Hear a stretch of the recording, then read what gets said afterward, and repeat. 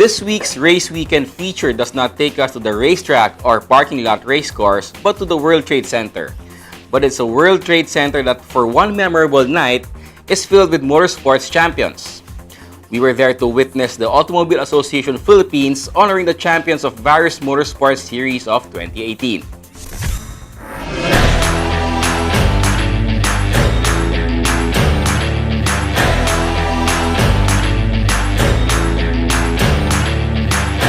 We're here in World Trade Center in Pasay City for the prestigious 24th AAP Motorsports Awards Night. Let's go check it out.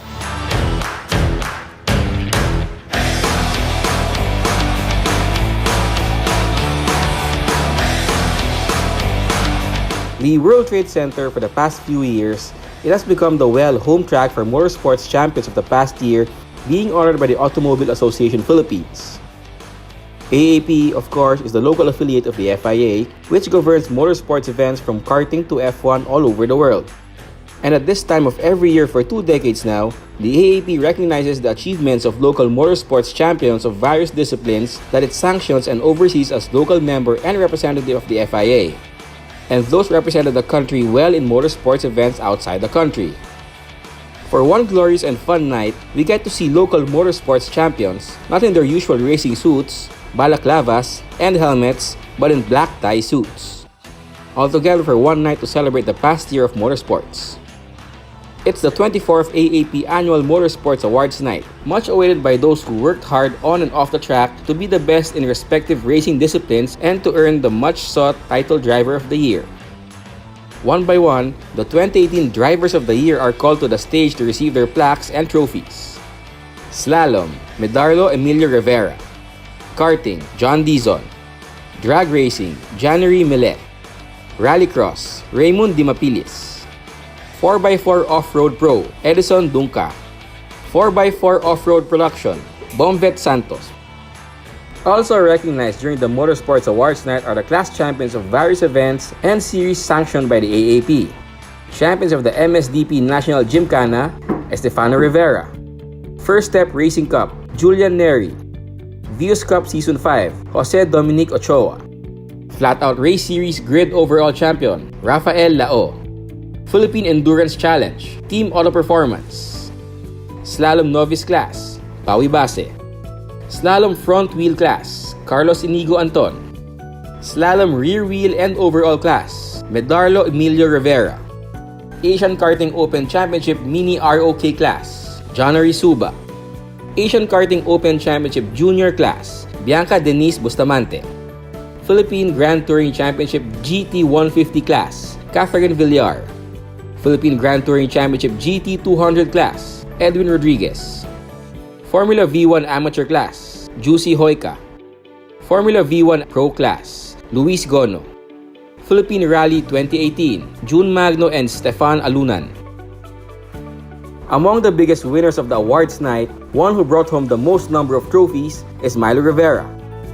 I am now here with one of the big winners of the 24th annual AAP Motorsports Awards Night, Mr. Milo Rivera. Hi, Milo. Hi, nice to see you again. It's like this is a traditional already for the two of us. It's great to see you win those handful of awards. Can you give us your thoughts on very memorable 2018 of yours? Well, it was such a roller coaster year for us. A lot of people were able to witness that. We were having a lot of difficulties, as mentioned during previous interviews. We were having a lot of difficult times. But at the end of the day, at the end of the year, we made it through. We still emerged victorious and we're very happy and blessed with that. But I guess with 2018, the same thing with the previous years. I guess this title just goes to show that motorsports is not just about the driver. It's about the whole team. It's about everybody working hard towards achieving one goal. So I have to credit the crew for this, the people behind the car, because it's unavoidable that there will be problems with the car, but with their relentless dedication, they were able to make it through it. Eventually, during the racetrack, the next races, we were able to come back and start winning again. The primary goal this year is to start competing in circuit races, time to go back to the racetrack, both nationally and internationally, hopefully. Depends on what's in store for us, but we're very optimistic with what's to come. But at the same time, I can never get rid of the fact that slalom and autocross will still be my home. With the Starlet still right around the corner, ready to pounce whenever needed, it's just going to be there. We will be racing some slalom races, no doubt about that. Expect us for some of the slalom and autocross events. Although won't be as much as the previous years, but we'll be there. But also take a look at the Honda Civic sometime for our circuit races. So a lot of things to look forward to, but hopefully nonetheless, we still emerge as champions wherever we go. So how much do you miss your routine weekly of preparing races for it, for each discipline? Let's say the autocross and the slalom. I'm sure you're very fond of preparing and actually doing work every weekend for these kinds of leagues. So how much do you miss it, you know? Well, to be honest, I don't really miss it much because even though some of the races aren't happening yet, to be honest, with the circuit racing season still starting a little bit longer, it might look as if we're resting, but the preparation still continues. We probably had some breaks during the Christmas season, but once probably February, March kicked in, we were starting to prepare every single week again. Probably not as much because of the slalom races before compared to the circuit races we're about to go through now. But the routine, the preparation, the so-called tradition we go through every single time still remains. So to me, it's nothing new. It's just more of where we'll be racing. So I'm very happy with what we do, and we keep on continuing it and be optimistic, as I say. Okay, lastly, can you tell the viewers who you would like to thank for your, handful of victories here tonight? The camera is yours. Well, definitely all praise and glory to God for all of this. Not just my success in motorsports, but my success all throughout life. But to keep it within motorsports, I guess, we also have my family who've been doing so much for the career I have right now, for my brother as well. Also, the sponsors who've been doing all their best to make sure that they get their brand out through the performance we have, which we also try to reciprocate through results. So we're very happy with that. And definitely the men and women behind the race car.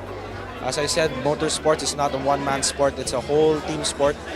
Although the driver gets most of the recognition, I do believe at some point they have to get the right full amount of recognition as well.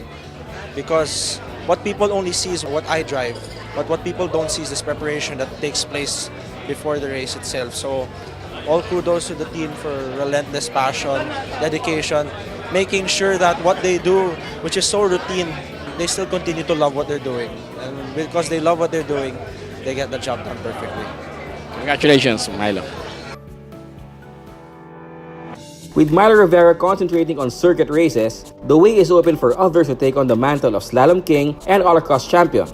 One contender is Milo's brother, Stefano Rivera, who also received an award as MSDP National Gymkhana Overall Champion. I'm here with Stefano Rivera. Hi, Stefano. Can you tell us a little more about, another year of growth, another year of experience? How do you feel about this awards night right now?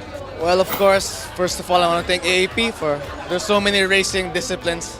So it's just a success for bringing them together and awarding them, all of them. So yeah, last year I got this award at MSDP Gymkhana. It's a great blessing, to add to my resume, and yeah, it's a great experience. This is 2019 right now. What are you most looking forward to?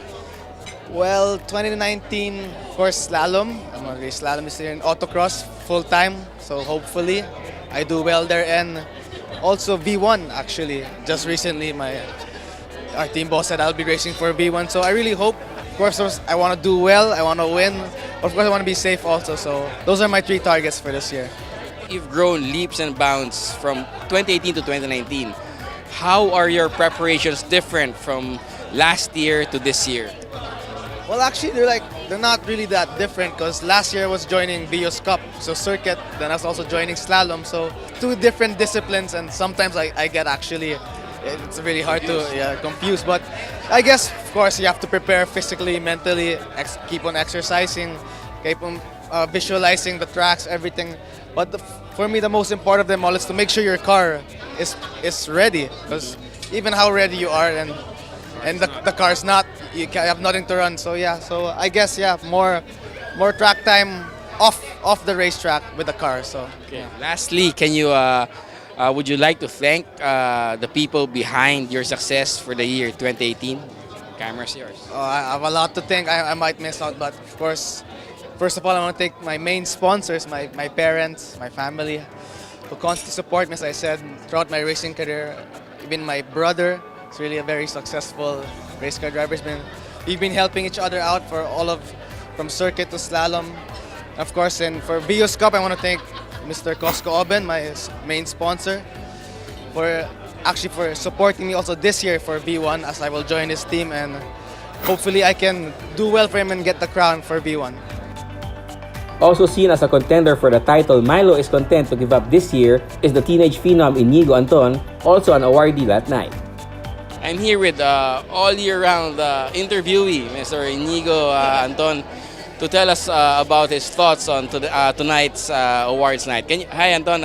Can you just give the viewers an idea of what went through your overall 2018 racing experience? So basically, it was a really fun ride. We did so many races, like we can't even count how many. We were just like back and forth from Baguio, and it was really fun. So basically, we did 3 championships, slalom, all-cross, and we joined some events in rallycross. So basically, after winning in 2017 in slalom, the Novice Championship, we also wanted to push through with the overall and front wheel. So that was our main goal. And we also wanted to try and venture out to like autocross and rallycross. So during the slalom, we got closer and closer, but eventually Milo, of course, 5-time slalom king already, still beat us, and he's still very good. I'm still trying to learn from him. So we were able to get the runner-up, and I was also able to get the front wheel drive in slalom. In autocross, on the other hand, I was able to get novice, and then I came in 3rd place overall, next to my dad, who was 2nd, and of course Milo again. So also in rallycross, we just wanted to try and venture because I've never been in a rallycross track and I never tried dirt. So it was just like to dip my feet in it and just try it out. And I had some 2nd places there and there, so hopefully we'll try also this year, like to continue the rallycross. Okay, so we saw you grow, improve, develop all year round. How much did you learn from your 2018 campaign? Oh, like comparing it from the end of 2017 to the end of 2018, it was like the biggest leap I've ever had. It molded me, it like motivated me to do better and everything. And like I just like the training I had to do and like all the focus mentally, physically I had to do. It was a really big leap, and I'm really proud of what I achieved in 2018, and I hope I could do the same this 2019. Oh, well, for autocross, actually, we already started. We're actually running 1 and 2 with my dad. So we're looking forward to try and go for the overall this year for autocross. And we're also looking at, of course, Rally of Champions by MP Turbo. So because last year we were also able to win. I won the future division while my dad won the present. So hopefully we can also achieve the same feat now. And I'm just looking forward to many more races to come. And also we're looking at circuit races, so yeah. Among the champions recognized during the awards night was a female who bested everyone in her class in circuit racing, a class which had males in the majority.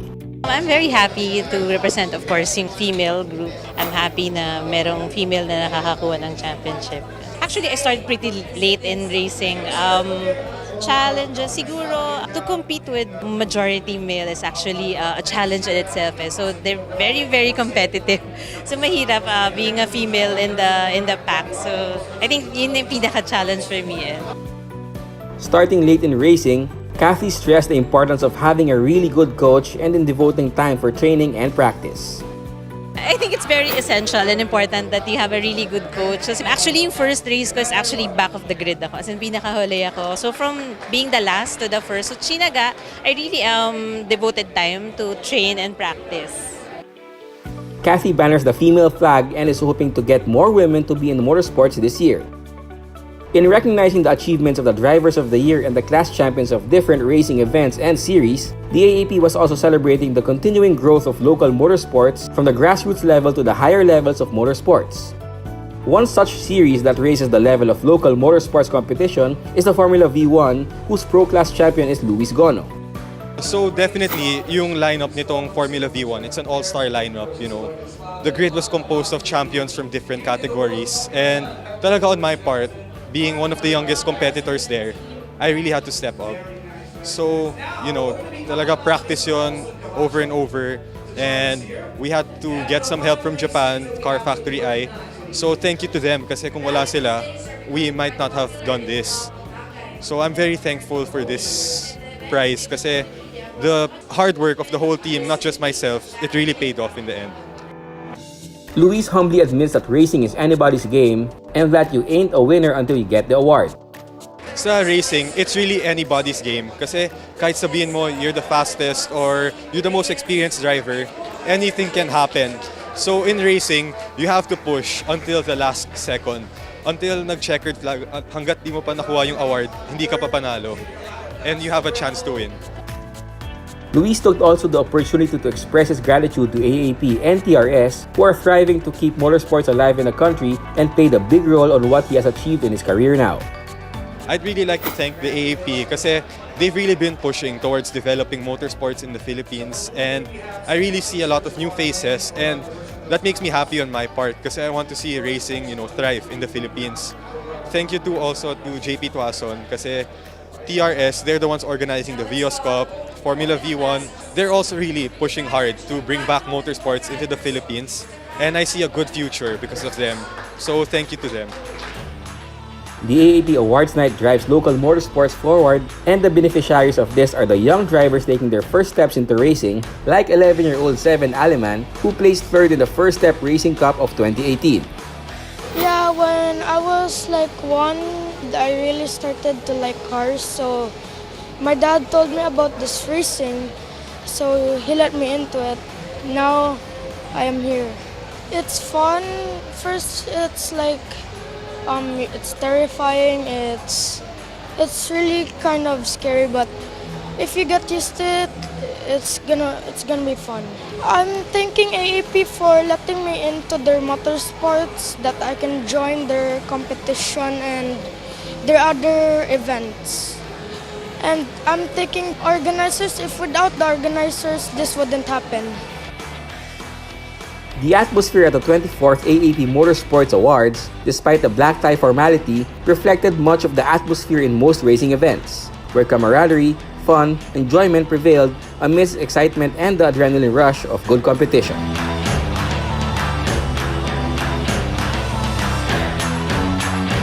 And that does it for our coverage of the 24th Annual AAP Motorsport Awards Night. Be sure to check us out next week for more Race Weekend.